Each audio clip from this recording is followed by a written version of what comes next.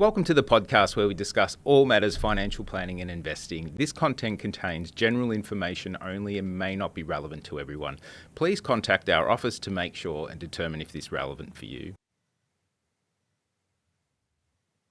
Welcome to the podcast. I'm David Loughnane, and today I'm talking about really what do the wealthy 40 and 50-year-olds do differently to everybody else? And it gets into those things I'm lucky enough to be as a financial planner, is able to see hundreds of different cases and really clearly what works and very clearly what doesn't work for a lot of the people. And our client base, I'm really probably fortunate and unique in the position that we have a broad spectrum of people who've made a lot of money over time and people who have built that up, people who have come to us quite wealthy and learning from their lessons.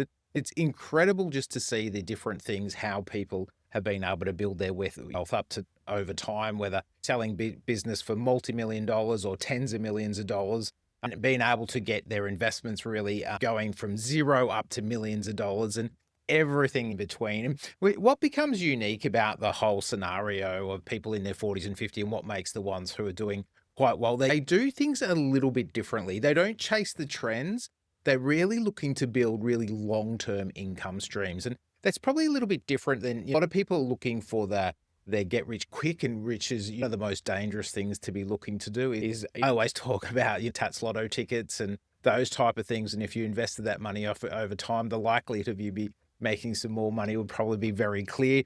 But getting to those things that really going to build your wealth over time. So assets like you've got the share market, you've got property investments, you've got business investments, and you've got other things like there's a whole different way around how all those things and how they can make you money, how you invest into them. But how much of that have you accumulated? And that's sort of taking stock of where you are right now. Is, have you built up your super, the shares, the property in general, and or if you're into business, crazy enough to be into that category, how that goes. And basically, it's not just in savings accounts. Look, if you've got no leverage or if you're investing, just really stacking the cash away, it's really difficult to move forward that if you're not really taking and allocating. I always talk about really building your wealth, especially when you're in 40s and 50. I think it's a really unique age group to be able to look to really build up superannuation, look to get some money in the share market, and also taking stocks of your properties. And you may have investment property, it might be your own home, however that may be. And if you're a business owner, how that actually all ties in to really getting that building wealth. But generally people in their 40s and 50s, the really ones who are doing extremely well, have multiple layers. So it's generally not just super, it's super and something, whether it's the shares, whether it's property, whether it's business. Generally, it's not built by luck, it's really built by systems. And one of the things that we really build on is once we really identify what our clients are trying to achieve and what they're trying to build, is putting a system in place that's really going to work for them. Because what I find is people don't work that great. You all have our flaws, and myself included. But once we put a system in place and we get used to following that system, we get better at implementing it and really sticking to it. Even if we fall off track, like no one's perfect, right? We can't all just keep going down the same track without making mistakes. And, included, I've made plenty in my life.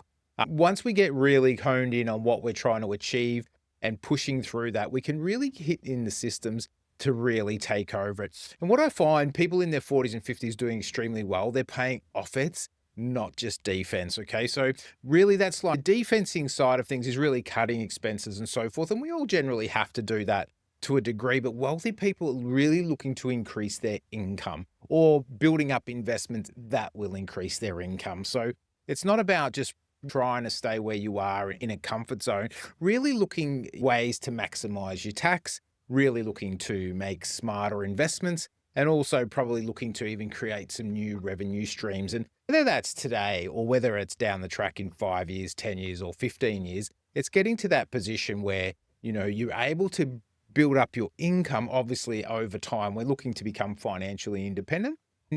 Replacing a lot of people's clients that I deal with, their incomes these days. There's a lot of couples and families earn way at 2, 3, 4, 500,000 per annum. And if you want that continual lifestyle of those sorts of levels, obviously you're going to have to build up some assets to be able to do that. So it's not about just spending less. It's more about really maximizing sort of your income levels, getting yourself moving and getting your investments really compounding to help you It's like I talk about with superannuation. Look, if you've got 100,000 invested, fantastic, right?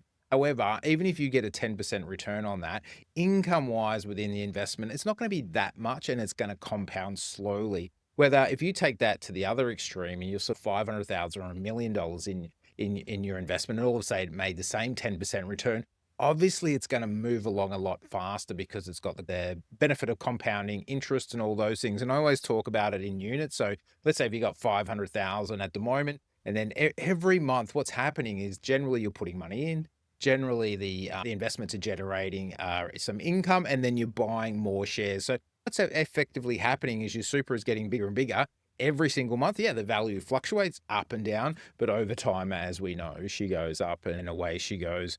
And really, I find people into that position, and me included, is I'm probably really guilty of this, is really you've got to avoid the comfort zone trap. We all like to get into a thing that we think we're going okay. The ones who really try to excel, they stay a little bit uncomfortable. And it's one of those things that my wife always says to me is like, when is enough? And when are you going to be happy? And all those sorts of things. So I think it's more, myself, it's more about hitting the progress. And I'm always after progress. Or the next thing is like, sometimes you really need to sit back and smell the roses, how you've done. Basically, what I find is most people who've done exceptionally well and millionaires or multi-millionaires, they still keep pushing. And I think it gets ingrained into yourself. So you don't be too comfortable and making sure that you're looking for the next thing. Obviously, we don't want to be putting everything on the line, especially getting into your 50s and getting closer to 60. We want to make sure that we're really sort of pushing ourselves in our career. If it's your business or if it's your investments, making sure that you're hitting all your investments in the right areas and making sure that it's all moving in the direction that you're after. And what I find is wealth is sort of a moving target. What someone was after 10 years ago to, what's probably a more comfortable level now, like $1 million back in the day. I know I was probably 15 years younger. I thought $1 million was a lot of money, but now it's not such a big deal. And some people, obviously it is, but really getting to that multi-million stage and beyond and really pushing those boundaries. I find that if you're not striving for enough or doing enough, you have the potential to fall behind and not really hit. All of us just really want to hit our potential. And it's like when I have people that I feel that are going to retire and they don't actually retire, but financially they can. It's become who they are. It's part of their identity.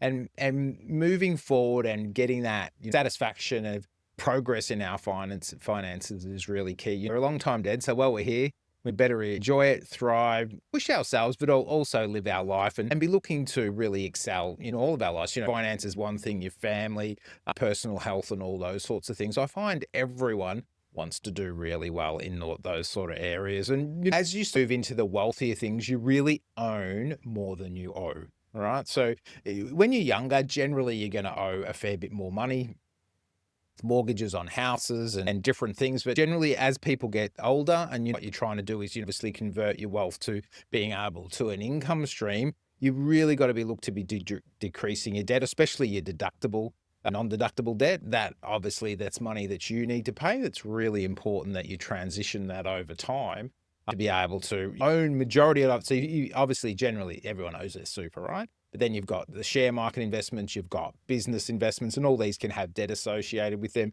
You've got property investments, which can have a lot of debt associated with them as well. So what you're trying to do over time is bring your liabilities down and your assets grow. I call it stretching the gap. So you're trying to bring down your debt over time, especially when you're getting into your 50s and later 50s, and you're trying to still grow that asset base up there to be able to get to that position where you can live off that money. So your net worth, this is really important. Your net worth is not what you earn, it's what you own. Okay, so it's like, are you doing enough that once you get to wherever that peak is it going to be enough? Will it keep you excited? Will it keep you pushing to do the things that for a lot of people is unnormal? It's like a lot of people that make money and make a lot of money, they do things that most people are not willing to do. And that's just the reality. And you might be the person that would rather sit back and just take it easy, or you might be the person who pushes. But those people who really push and can perceive to be lucky sometimes, they're always doing a little bit more and getting to that position to be able to get their money really working for them and they really plan for their retirement, really like a business exit as such. It's just not, you're not going to be looking just to shut down. It's getting to that position where we're transitioning that our income will outweigh what our earned income is. So we got the choice to continue working, stop working, and eventually there's going to be one day that we don't want to be working anymore, and you're having a much probably a hands-off time. But more, myself, I see that as more mentoring, and you've got a lot of great clients that want to be associated for a long time, and I want my business to continue on. Hopefully, the next 50 years, ask myself, and I'm going to be in it next 10 years, and hopefully well beyond. And just having that growth and appreciation, everything I've created, but everything I've helped everybody else create for. One of the biggest satisfaction that I get as being a financial planner is watching the success of all my clients, and relationship I've built over time with each and every one of my clients is just, it's really important to myself and very valuable, and don't want to let them down, and they definitely don't want to let me down as well. I think it's definitely a mutual two-way street. So really focusing on getting your cash flow right, being tax effective, making sure your wealth will transfer, and supporting your family and everyone else that goes on. And retirement isn't the end. It's really the transition of living off your assets. In an ideal world, some people are happy for their assets to come down and they spend every last cent and they feel that they've earned it, and that is totally fine. And then you've got the ones a little bit different who would like to leave a legacy for their family. And you know what? I'm seeing that more and more each week and each day, where a lot of our clients, especially for their younger kids, one of the things you can do to really support your own kids and families coming up, and there's a lot of people are worried about being able their kids to be able to get into properties. The wealthier you become, the more you can support your family, and that becomes the reality. So generally, if you get yourself wealthy enough first, and then you can help everybody else go forward. So I always say, look, building your wealth doesn't happen by accident. There's really good planning in there. There's execution in there. There's definitely sacrifice in there, and making sure that, any of those doubters, there's always someone saying that won't work, or this won't work, or that won't work. Is really putting them to the side. And even that little voice in your own head sometimes is just talking about to yourself, making sure that you do the action steps to actually move forward of what the wealthy people do. And I haven't seen too many people who've just been given it. A lot of my wealthiest clients, it's taken 20 or 30 years to get to the position they are in right now. And generally it's not happening overnight. So from my view, what I've seen from all my clients in their 40s and 50s and even and beyond is that they really do those steps. And I think it's pretty plain to see that most other people can do them. And what I find, and one of the biggest things we help our clients do, is really straighten up on what strategies they should be focused on, depending on what their risk profile is, and depending on what their capability is, and their time for retirement, and their attitude to risk, and all those sorts of things that really help them understand what the goals are, what are the strategies, and make sure you do everything. So that's it for me today. I hope that's helpful. If you need some help, please feel free to reach out, and have a great day, and I look forward to chatting to you next time.